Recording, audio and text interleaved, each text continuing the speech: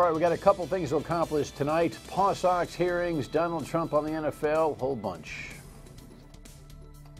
The Dan Yorke State of Mind program is brought to you in part by Lookout Rhode Island and Takeo Comfort Solutions.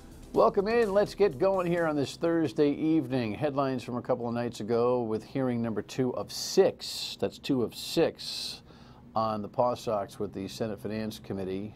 This one at Tolman High School.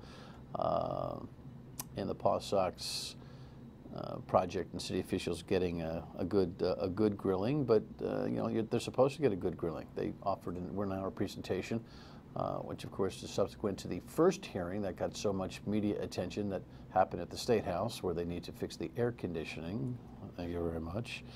But here's what Mayor Don Grebian said yesterday about things like timing and why the people aren't going to get a chance to vote on this thing.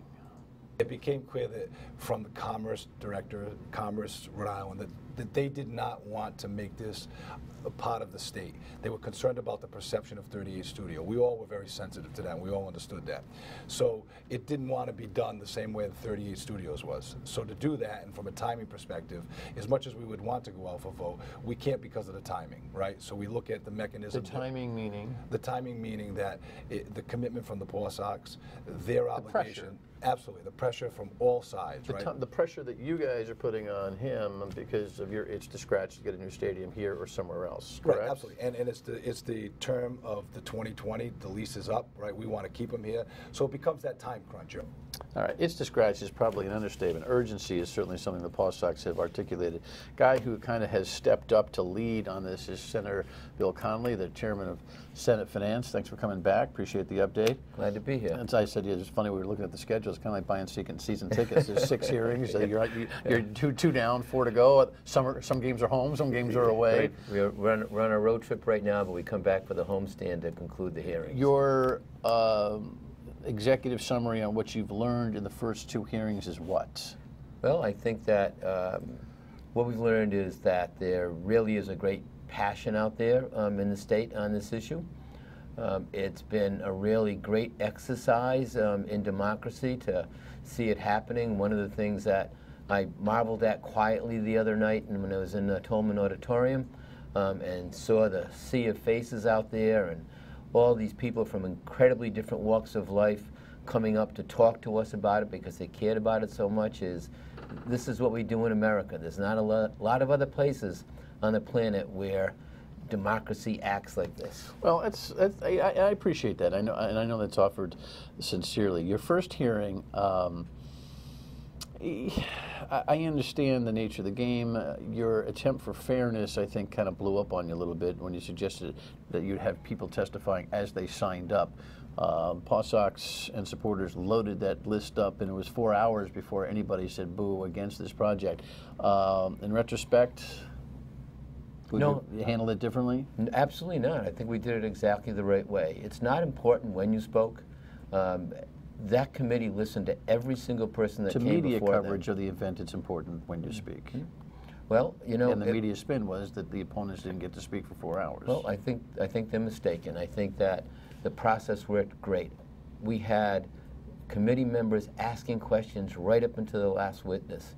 So it's not when you spoke, it's what you said that was important, and everybody got treated fairly. We did not stop anybody from saying anything that was on No doubt about that. One of the things I thought was interesting is some people kind of tested your stamina. And so, okay, I'm not going to win that argument with you. You operate in your environment. Some would say cocoon. I operate in my environment. Some would say not in touch, so with what the Senate's doing. But it's 1 of 6. And what will really be, I think, the public's impression will be the cumulative impact of these 6 hearings, which I think are probably 3 too long, 3 too many. I don't think I've ever said that about a public transparency gripe. What I think is necessary, I didn't make the Tolman hearing. Was something specific in the Tolman hearing that you thought was extra special to mention this past week? Well, as some of the headlines indicated, this was really the time for us to examine closely the Pawtucket components. We got a lot of information at that hearing about that. We intend to revisit that. We intend to review it very carefully. Meaning the financial elements? Yes, yeah. drill down on that and bring back the city as to specific areas of inquiry that we may have as a result of all the information we got that night. All right, talking about process, one of the things that I think is really missing from this, and it's hard for you to execute, so I don't think this is necessarily a fault, but let me offer you a suggestion. I mean, I am trying to get opponents and proponents together in broadcast forums, at least so that the public gets a chance to hear dialogue as opposed to you speak, you speak, you speak, you speak, you speak, you get questions. Have you figured out amongst this hearing process a way to get what would be some of the more credible and key opponents of this project to mix it up a little bit with the committee and proponents, and more of a round table so that dialogue brings some answers? Yeah. Well, we are conducting the hearings in the traditional legislative process. When you sign up, you speak. Yes, yeah. And you know, we've promised that it would be accessible, transparent, and deliberative, and I think that people aren't focusing yet on that third component, the deliberative process. We are going to have 6 hearings. After we sort of finish with our topical hearings, the third one coming up at URI, we are going to dig down into that information. We're going to carefully look at... In session. Yes, we're going to carefully look at the information that we're getting over our web portal. We're going to prepare for those hearings. Senators on the committee are already developing questions. I'm having those conversations among different members of the committee, and that's what those other 3 hearings will be about. Are new questions coming to anybody?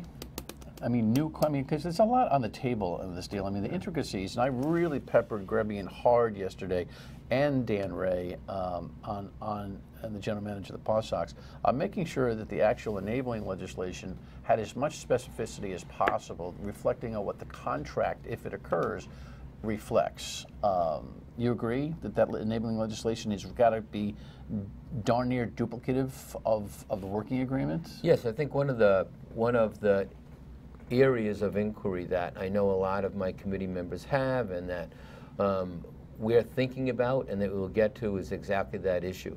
What can we do with that legislation so that we know that the design of it will ultimately protect Rhode Island taxpayers? And things like maintenance. I mean, the current stadium thing, we all had a chuckle about sharing showers, and you had a great line, a little bit too much information, but I wasn't laughing. I thought the line was funny, but I wasn't laughing. There's a maintenance responsibility at that place. Now, the truth is the PawSox didn't get a chance in the hearing to say, hey, by the way, we fixed those showers, when the problem came up. But that's miscellaneous maintenance, the roof coming apart, capital maintenance, all the things that are necessary to keep an investment healthy for the many years that it should be, has to be in the enabling legislation, more specific than the last McCoy deal, seems to me.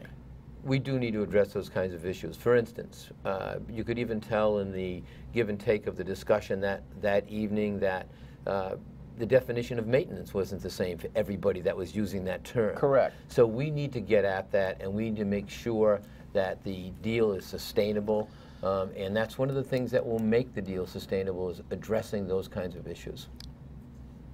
Do you plan, and does the Senate President plan on a full vote of the Senate chamber in November when these hearings are done? I know the Senate President has talked about wanting to do that. I've not received a specific date for it. I've not been told that we have to finish our hearings by any specific date. Wouldn't it? You guys go 6 hearings, have a committee vote, and then nothing from the chamber, right? Yes. Okay. Sure. But the politics of this, we only have a few minutes here, the politics are fascinating. Nick Matteo, the Speaker of the House, is scheduled with Finance an October 10th hearing, and I'm told one more will follow. But then it was like, I'll see you in January, when he closed up shop the other day. Who's going to drive this thing at the end? I mean, the House always thinks they drive things. You've kind of taken the leadership role. They're going to do 2 hearings. You will have done 6. Who's going to own it? And will the Senate try to put some political pressure on the House to, or get off the pot on this thing in calendar year 2017? Well, I think our goal is to work collaboratively. I'm hoping that what we accomplish in the Senate hearings is also valuable to the House and its membership and to the Speaker. Yeah, it's all the same information. Right. We don't have any proprietary interest over the information that comes into us. Do senators ask better questions than reps? I don't think so. I think I think you've got a lot of leaders in the start House some trouble here. and a lot of leaders in the Senate. You've got a lot of class presidents and team captains in both places. Right. So there's leadership both in the House But and the there's Senate. a good thing that happened. Last time you were here, I was pushing you on a 17 vote because my sense is that there is a competitive real problem in Worcester for the PawSox, and you were a little rope-a-dope about it. And the truth of the matter is that you not a few days later started to articulate a need to get some closure on the Senate side, which I'm as a citizen I'm thankful for. As a media guy, I'm impressed with. So I think you've grown in your urgency to get an answer here. Yes? Yes, I think the public process has driven that sense of urgency. I said to you at that time that there weren't going to be false deadlines, that the public was going to drive the timing of it, and it has. And I agree with you that it has created that sense of urgency. Just the level of interest in the hearings that we're conducting has surprised me, really, but in a good way. It's been a pleasant surprise. But that does indicate to me there's a keen interest and we need to respond to it timely. You lean which way? I like the structure of it. I think it can be improved. I want the best product possible. But right now, given the numbers, I think it's a good deal, and I think that the city and the state are both protected in it. Doesn't mean we can't make it better. What's your sense about what the committee feels? I think the committee still has a healthy skepticism about elements of it, and I think that they're going to ask the tough questions, and I think they're going to need to get the right answers, and we're going to need to make the changes that they think are required. What's your projection on what happens by Thanksgiving? Do we get a legislative vote on this in both houses? I'm hopeful that we certainly do on the Senate side. No sense as to what the Speaker's doing. I really don't. He seems ambivalent. Yeah. I mean, I really can't address it. I have not had any conversations Running with your own anybody. race right now, right? Absolutely. All right. Well, thanks for the update. When you get toward the fourth quarter, come on back and we'll see where it is. I'd be happy to come back. Appreciate your effort, Senator Bill Conley. When we come back, sociological discussion on the President of the United States. Do we have time for that? Stay with us.